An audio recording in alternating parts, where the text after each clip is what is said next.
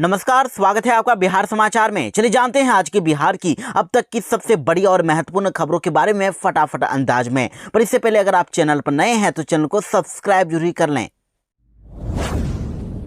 बिहार में इस बार किसकी बनेगी सरकार, कौन होगा अगला मुख्यमंत्री? ताजा सर्वे में तेजस्वी यादव के लिए है खुशखबरी। जी हां, बिहार विधानसभा चुनाव को लेकर ताजा सर्वे सामने आ गया है। ताजा ओपिनियन पोल में जानिए कि बिहार में अगला मुख्यमंत्री कौन हो सकता है। देखिए, इस बार तो नेता प्रतिपक्ष तेजस्वी यादव के लिए ही अच्छी खबर है। महागठबंधन के सीएम कैंडिडेट तेजस्वी इस सर्वे में सबसे पसंदीदा मुख्यमंत्री की रेस में सबसे आगे हैं।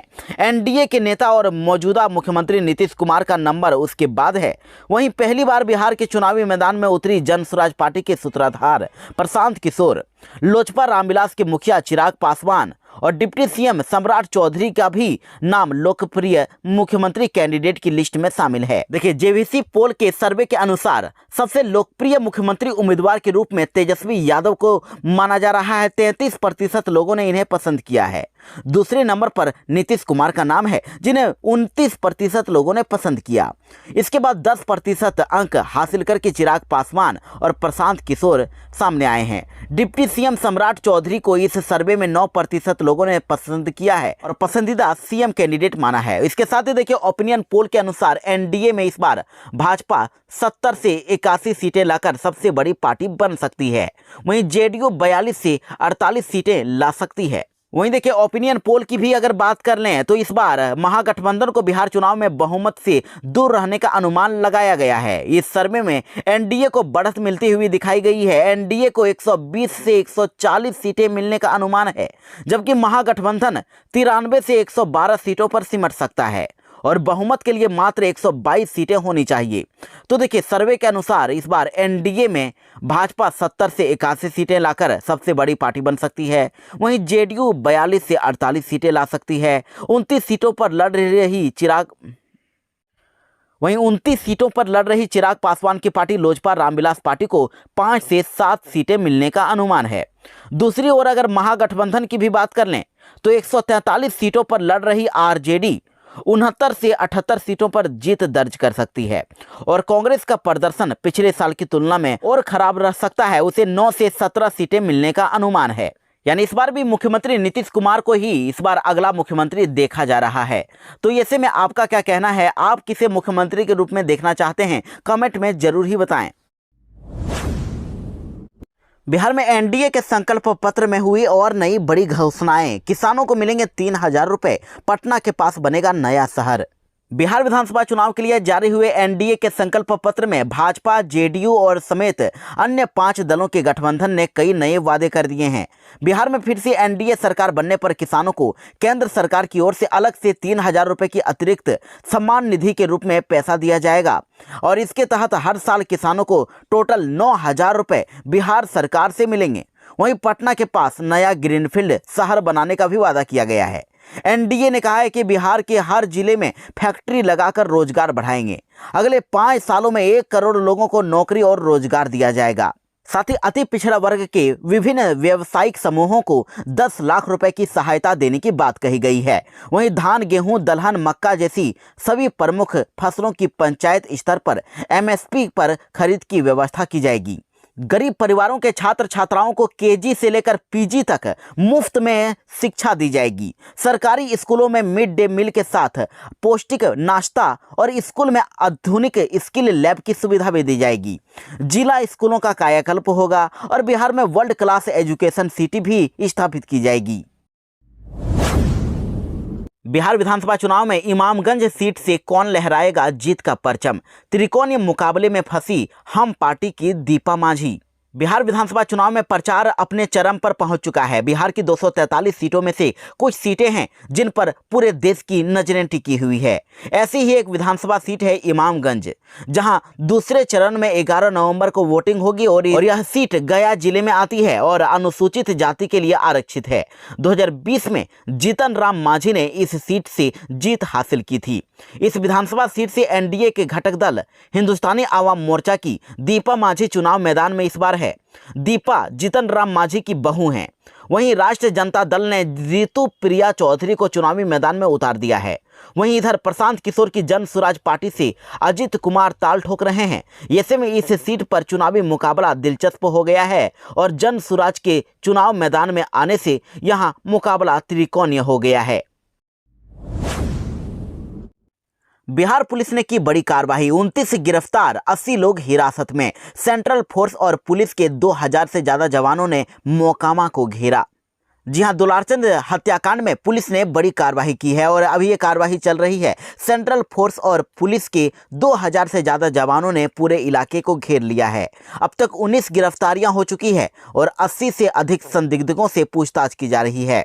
सीआईडी, एसटीएफ और पुलिस की छापेमारी चल रही है। आपको बता दें कि बिहार पुलिस मुख्यालय से मिली जानकारी के मुताबिक मोकामा इलाके में चप्पे चप्पे पर सेंट्रल पारा मिलिट्री फोर्स और बिहार पुलिस की तैनाती कर दी गई है।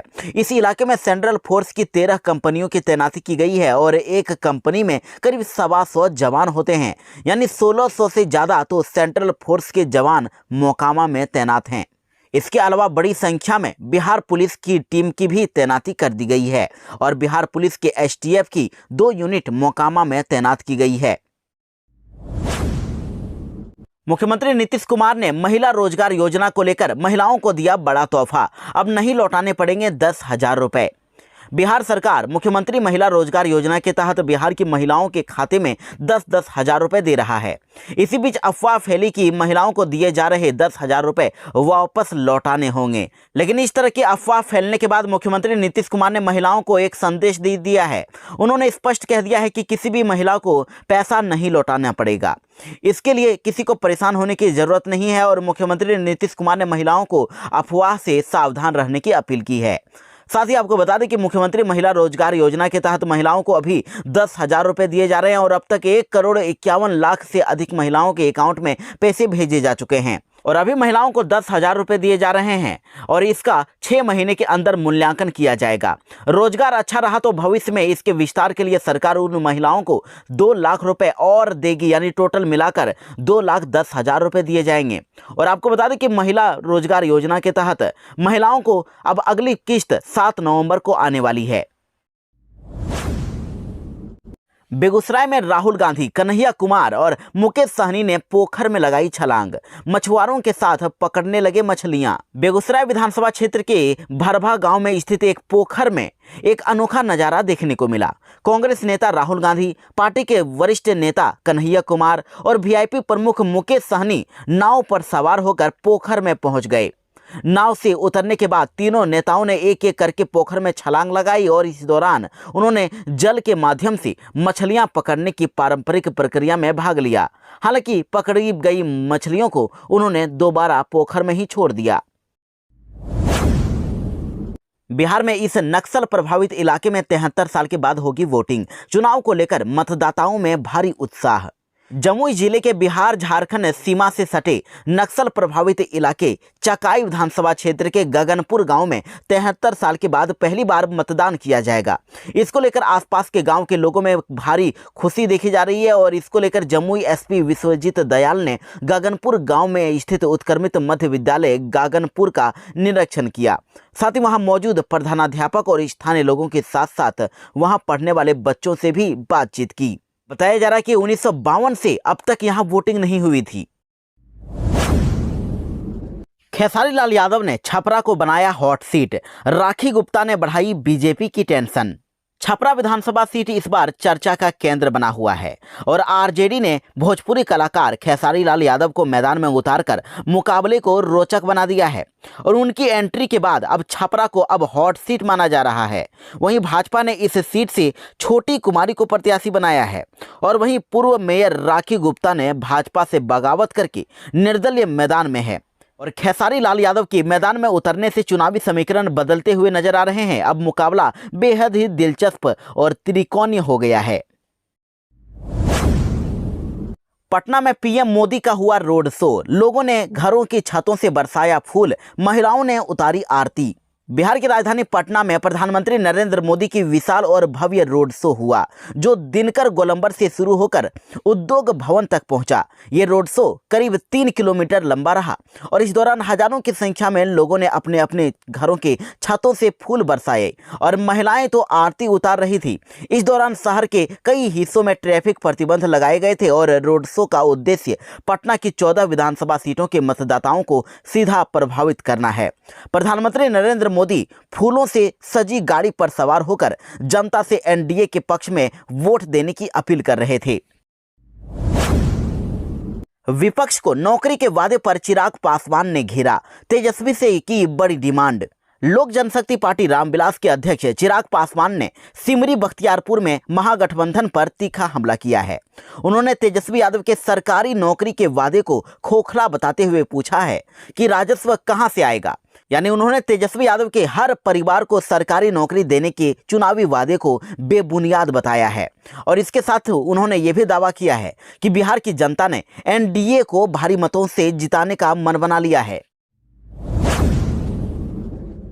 मोकामा मर्डर केस में आया नया मोड़, अनंत सिंह के बाद अब जनसुराज उम्मीदवार की होगी गिरफ्तारी। बिहार के मोकामा में जनसुराज समर्थक दुलारचंद यादव की हत्या की जांच चल रही है और पोस्टमार्टम रिपोर्ट के अनुसार उनकी मौत किसी भारी वस्तु के ऊपर से गुजरने से हुई है। तो पुलिस ने इस मामले में अनंत सिंह को गिरफ्तार किया है और जनसुराज के प्रत्याशी पीयूष प्रियदर्शी को भी गिरफ्तार करने की तैयारी है। बिहार में शिक्षा और शिक्षक को लेकर मुख्यमंत्री नीतीश कुमार ने किया पोस्ट।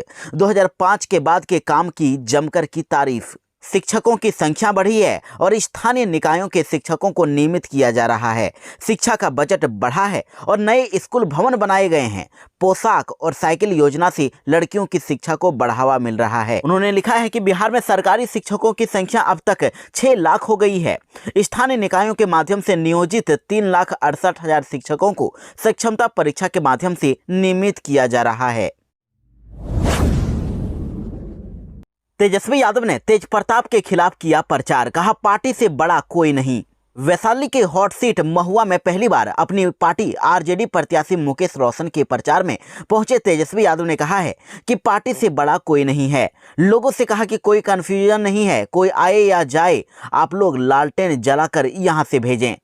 यानी महुआ में तेजस्वी यादव ने आरजेडी प्रत्याशी मुकेश रोशन के समर्थन में जनसभा की और कहा कि पार्टी से बड़ा कोई नहीं है। भाई तेज प्रताप के खिलाफ प्रचार करके उन्होंने संदेश दिया है कि परिवार से ऊपर पार्टी है। बिहार में चुनाव प्रचार पर निकले कांग्रेस नेता का मिला शव, टूटे हुए थे दांत, हत्या की है आशंका। जी हां, देखिए बड़ी खबर आ रही है। रोहतास के नौहट्टा में कांग्रेस नेता वीर कमलेश सिंह का शव संदिग्ध परिस्थितियों में मिला है। उनका शव कमरडीह गांव के पास एक गड्ढे में पाया गया है, जिसके चलते हत्या की आशंका जताई जा रही है और पुलिस ने शव को पोस्टमार्टम के लिए भेज दिया है और मामले की जांच चल रही है। बताया जा रहा है कि उनके सिर सड़क किनारे पानी में था और भौं के पास से खून निकल रहा था, दांत टूटा हुआ था और हत्या की आशंका को लेकर पुलिस को सूचना दी गई। जेईई मेन तैयारी करने वाले स्टूडेंट्स के लिए बड़ी खबर, अपनी पसंद के शहर में एग्जाम सेंटर चुन सकेंगे स्टूडेंट। ई-केवाईसी भी करनी होगी। जी हां, 2026 से जेईई मेन परीक्षा में नए नियम लागू होने वाले हैं।